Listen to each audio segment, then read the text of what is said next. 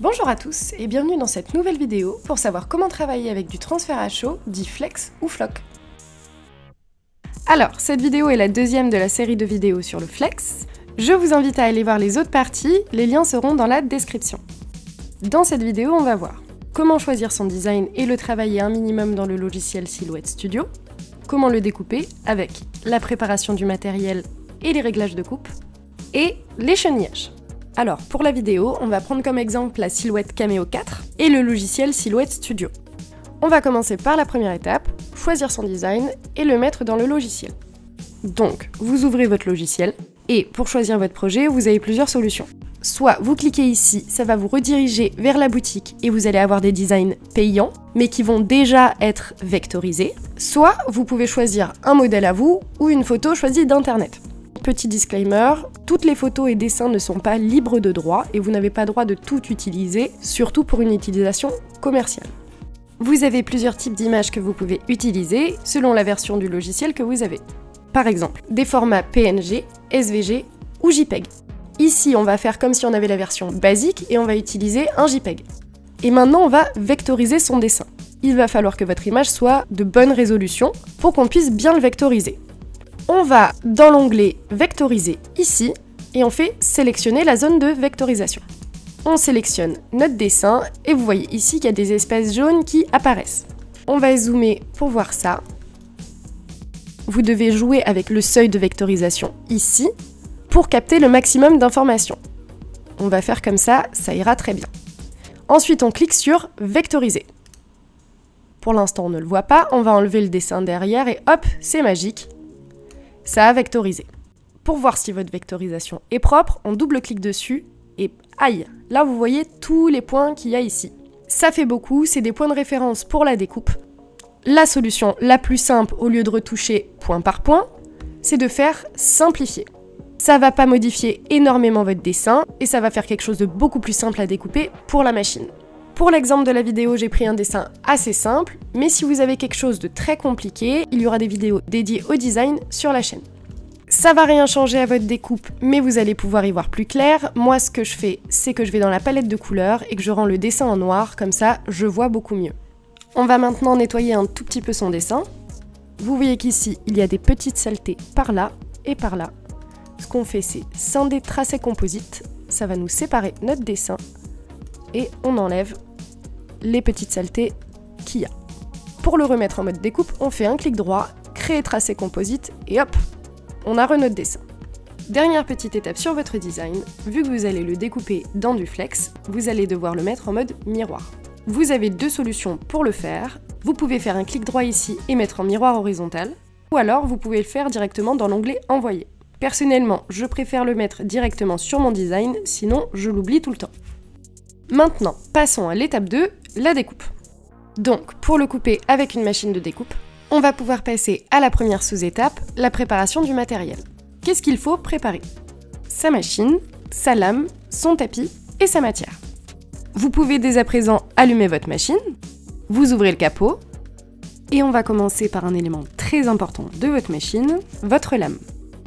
Dans les règles de l'art, vous devez en utiliser une par matière. C'est super important pour que votre lame tienne. Petite anecdote, au début j'ai utilisé une lame pour tout, et bien au bout de 3 fois j'ai plus de lame. Donc, une lame par matière, mais vous pouvez utiliser la même pour le flex et le vinyle. D'ailleurs, je vois qu'il y a une saleté sous ma lame, ça doit être un bout de vinyle ou quelque chose, et j'en profite pour vous dire qu'il faut bien nettoyer ces lames. Vous avez d'ailleurs une vidéo dans les shorts qui vous explique comment la nettoyer. Vous insérez votre lame. Ensuite, pour couper votre matière, vous allez devoir la mettre sur votre tapis de transport. Il y a plusieurs tapis de transport avec une plus ou moins forte adhérence. Bon, là j'ai pris un tapis à forte adhérence, mais normalement pour le flex, on peut utiliser un tapis à adhérence standard. Là, vous avez les boutons de rentrée et de sortie du tapis. On va enlever le film de protection de son tapis et on va y coller sa matière. Petite astuce, quand on place sa matière sur son tapis, pour savoir quelle face coller au tapis, il faut toujours se poser une question. Qu'est-ce qu'on veut découper? Là, c'est la matière flex, c'est la face thermocollante, donc celle qui va être contre votre tissu. C'est pour ça qu'on découpe en miroir. Ce qu'on veut découper, évidemment, c'est toujours la matière flex et jamais le plastique. Donc, on va coller le plastique contre le tapis, parce que la lame ne va découper que la matière flex et non le plastique en dessous. Il va falloir que votre matière soit bien collée. Pourquoi? Pour tout simplement pas qu'elle bouge pendant la découpe. C'est pour ça que c'est très important d'avoir un tapis propre et qui adhère bien. Donc, vous mettez votre matière dessus, et là vous allez passer donc au choix une raclette ou un rouleau pour bien que ça tienne sur le tapis. Moi je le passe à la raclette. Et vous pouvez insérer votre tapis. Vous allez bien devoir mettre votre tapis par rapport aux petites flèches sur le côté. Et petite technique aussi que je fais, c'est que je mets un rouleau de... comment ça s'appelle? Sopalin. J'ai retrouvé le mot. En dessous de mon tapis, pour qu'il puisse bien travailler. Je suis pas sponsorisée par la marque de sopalin qui est là-dessus, c'est juste un rouleau que j'ai trouvé très bien pour ça. Hein.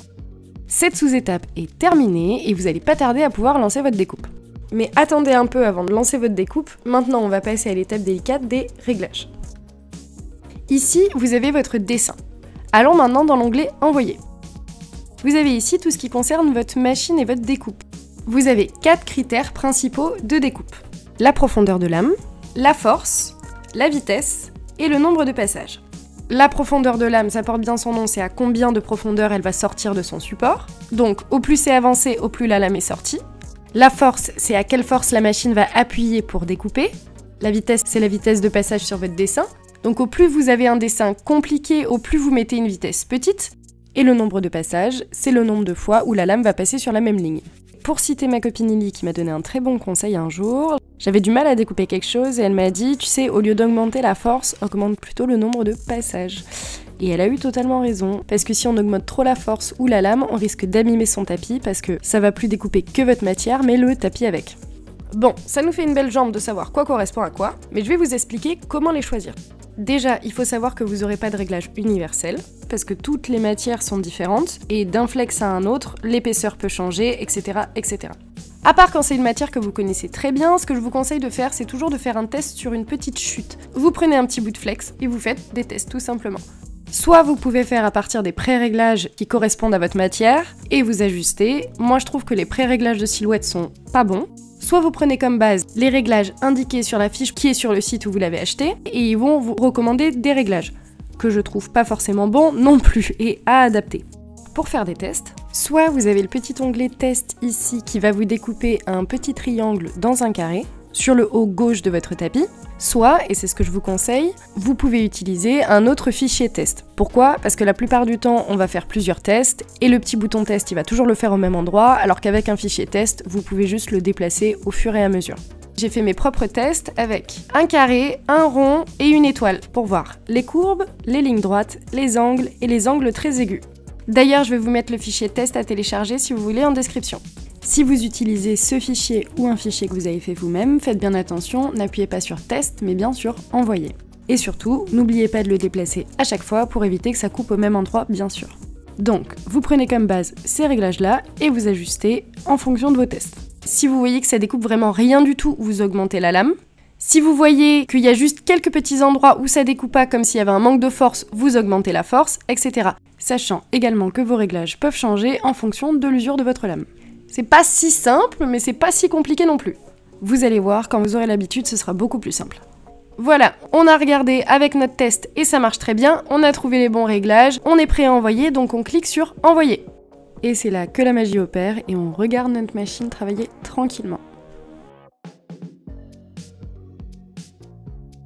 Quand votre découpe est finie, vous sortez le tapis et vous retirez délicatement la matière. Vous allez voir, c'est pas votre motif qui va être directement coupé, la feuille plastique du dessous est bien restée. Vous coupez tout autour de votre motif. Et on va se préparer à la troisième étape, celle que je préfère, l'échenillages. L'écheniillage, c'est quoi? C'est enlever l'excédent de matière pour ne garder que votre motif. Vous allez comprendre, en voyant, c'est plus clair.